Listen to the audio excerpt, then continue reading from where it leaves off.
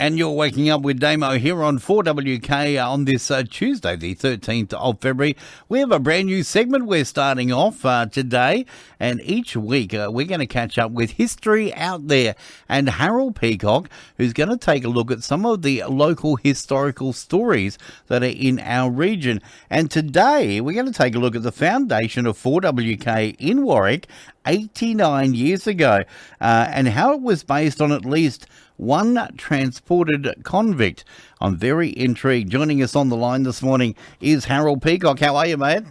Oh, very well, Damo. How are you today? I am exceptionally well, mate. And of course, to give people a bit of an idea, you live, breathe and eat history, don't you? That's right. If you don't find me in a library, you'll find me out digging somewhere looking for history. So one way or another, I'm looking for it. Yeah, exactly. And I know also, too, you even go to the extent of, getting out there with a metal detector onto some sites and digging up coins and things like that, but also reuniting people with some of their lost history as well.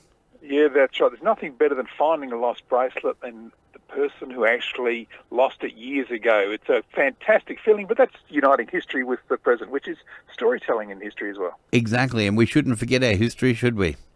Well, you can only learn from the past to help you go forward, so it's so valuable. All right, let's look at 4WK 89 years ago. How did it all begin? Yeah, it was 89 years ago that 4WK was opened on the 28th of June, 1935. And what an amazing event that was. The official proceedings happened in front of a very appreciative audience in the Warwick Town Hall and was followed by an unforgettable concert and dance the next street over in the Glennie Hall. Now, the dance floor there was said to be second to none in the district. So, Damo, if you were around then, you would have definitely been on that dance floor. I would have been. But the MC for the night was the Warwick bookseller, Hugh Miller.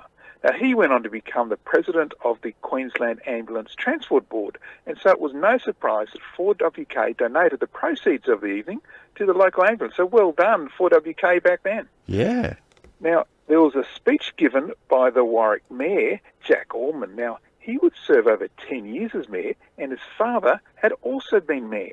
But the most memorable thing about Jack was his career as a racehorse owner. You see, he was once disqualified racing for 12 months after his horse, Prince Fania, was found to have raced at less than his best.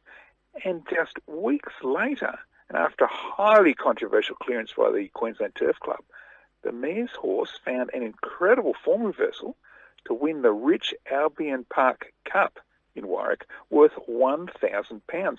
That's almost $700,000 in today's money. Yeah, a lot of money. Yeah, so it was a colourful mare that was there at the opening of 4WK, but the concert that followed was also amazingly memorable. You see, the entertainers included Cecil Drury, better known as Sid to the locals, who was a two-time Queensland elocutionist champion. He performed a monologue called Stuttering Sailor, which would have been fantastic listening on radio. But then there was Bruce Horton, who was a champion mouth organist and leader of the Warwick Harmonica Band. Imagine that marching down the street. But he played his mouth organ and did impersonations at the show. Wow. But the best of all at the 4WK opening would have been the 14-year-old Mavis Much. Now, Mavis was an award-winning step dancer, and that would have been some kind of country tap dancing. It could even have been performed wearing clogs. Now, that would have been awesome listening on radio, wouldn't it? You would have heard Mavis coming from miles. Yeah, that's right. But even with those highlights of the opening in 1935, the most significant part was when 4WK was declared officially on air by Sir Lyttelton Groom.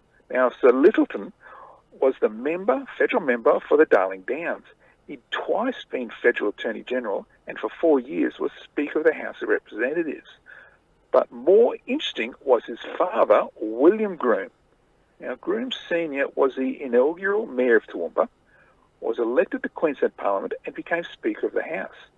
He was elected to the inaugural Australian federal election in 1901 and therefore he became the first and only transported convict to ever sit as a member of an Australian Parliament. Wow. You see, Groom, at just 13 years of age, had been convicted of embezzlement and transported from England to Australia as a convict for 7 years. That was in the 1840s.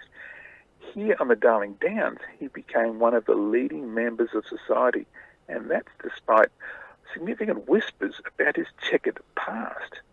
But anyway, shortly after being admitted to federal parliament, Groom Sr. died, and so therefore became the first serving member of an Australian parliament to die in office. Now, he was succeeded by the member, or as the member of Darling Downs, by his son Littleton, who won the seat in Australia's first federal by-election, and of course went on to declare 4WK officially on air. So you see, the opening of 4WK in 1935 was a success, not just thanks to a champion elocutionist, mouth organist and step dancer, but also to a transported convict. So, Damo, it's a colourful history you've got there, and look, if you'll have me back, I'll bring you more, but gee, there's a lot to tell. Well, I could imagine, and we cover so many regions across the Darling Downs and Granite Belt, there would be oodles of wonderful local history stories, I'm sure. Oh, absolutely. In fact, I'm already planning trips, or I have trips always across the Darling Downs and Lockyer Valley, but I'll be out at Gundawindi later in a couple of months too. So I'll be out there. If anyone sees me, tap me on the shoulder and give me a heads up for some good some history research, and I'll look into it. And of course, people can jump onto your website as well, can't they?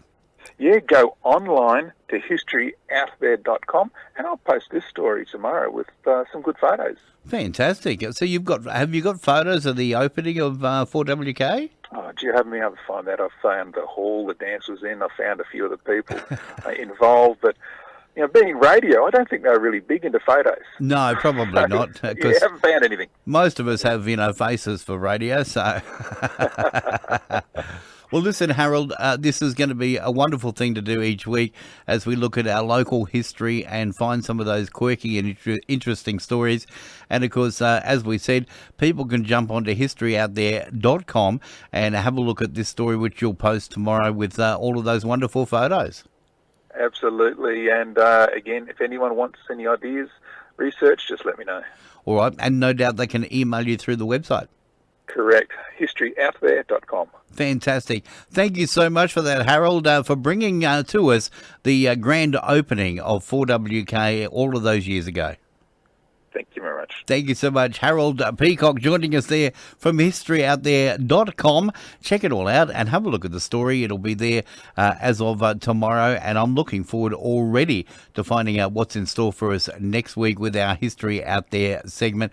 And, of course, if you do have anything you would like to bring to our attention historically, let us know. Email 4WKstudio@gmail.com.